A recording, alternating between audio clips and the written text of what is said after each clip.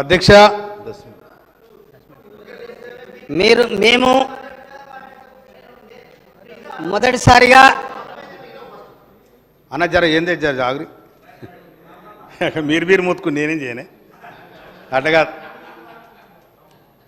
అధ్యక్ష మీరు మాకు మొదటిసారిగా ఈ హౌజ్లో మాట్లాడే అవకాశం ఇచ్చినందుకు నన్ను గెలిపించి ఇక్కడ పంపించిన నా తుంగతుర్తి నియోజకవర్గం పోరు బిడ్డలకు వారి తరపున నా తరపున మీకు ధన్యవాదాలు తెలియజేస్తా ఉన్నాను. అధ్యక్ష, తెలంగాణకు చరిత్ర ఉంది. ఆ చరిత్ర 1946 నుండి 51 వరకు తెలంగాణ సాయుధ రైతాంగ పోరాటం నడిచింది. ఆ సాయుధ రైతాంగ పోరాటం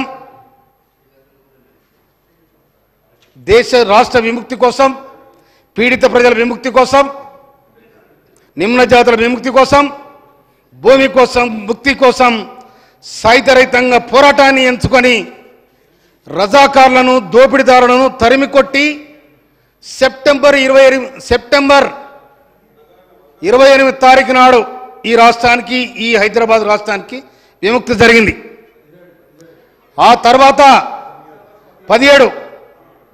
సెప్టెంబర్ 17 తారీఖు నాడు విముక్తి జరిగింది 1948.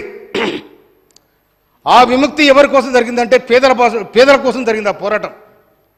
ఆనాడు ఆ పోరాటం 1951లో ముగిసిన తర్వాత గౌరవనీయులు రావినారెడ్డి గారు మన పోరాటం ముగిసింది, స్వాతంత్రం వచ్చింది, వాళ్ళు ఎన్నికలకు వెళ్ళిపోతున్నారు కాబట్టి మన సాయుధ రైతాంగ పోరాటాన్ని ఆపుదామని రావినారెడ్డి గారు కమ్యూనిస్ట్ పార్టీకి సంకేతం ఇస్తే కమ్యూనిస్ట్ పార్టీ ఆగిపోయింది. అప్పటికే 10,000 ఎకరాల భూమి పేదల మంచిది కమ్యూనిస్ట్ పార్టీ. ఆ తర్వాత తెలంగాణ కోసం 52లో ఇడ్లీ సాంబార్ గోబ్యాక్ అని వచ్చింది. 56లో ఆంధ్ర తెలంగాణ కావాలని ఆనాడు పోవడం జరిగింది.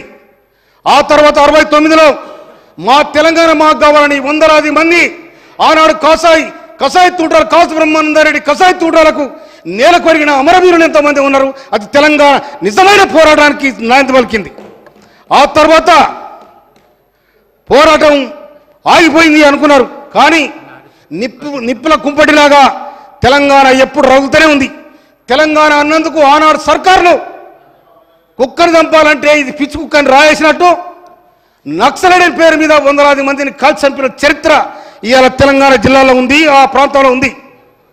ఆనాడి పోరాటం, ఆ వ్యవస్థ ఇంకా సమలంగా రావాల తెలంగాణ ఎప్పుడు ఏర్పడుతుందని నీళ్లు నిధులు నియామకాలని ఈ విధమైన పోరాటాలు జరిగినాయి.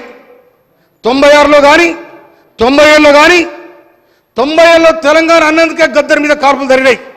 వేలాది మంది ఆనాడు తెలంగాణ సాయుధ రైతాంగ పోరాటానికి నాంది పలికిన తుంగతుర్తి పోరుగడ్డ బిఎన్ గారు కానీ స్వరాజ్యం గారు కానీ వాళ్ళందరూ కూడా తెలంగాణ కోసం సాకలైలమ్మ, దొడ్డి కొమరయ్య, మందులనేవి వీళ్ళందరూ ఇలాంటి వాళ్ళందరూ కూడా తెలంగాణ కోసం పోరాడి ఆ తెలంగాణ నేపథ్యమే తెలంగాణ ప్రత్యేక రాష్ట్రం కోసం ఒక ఉద్యమాన్ని ప్రారంభించడం జరిగింది.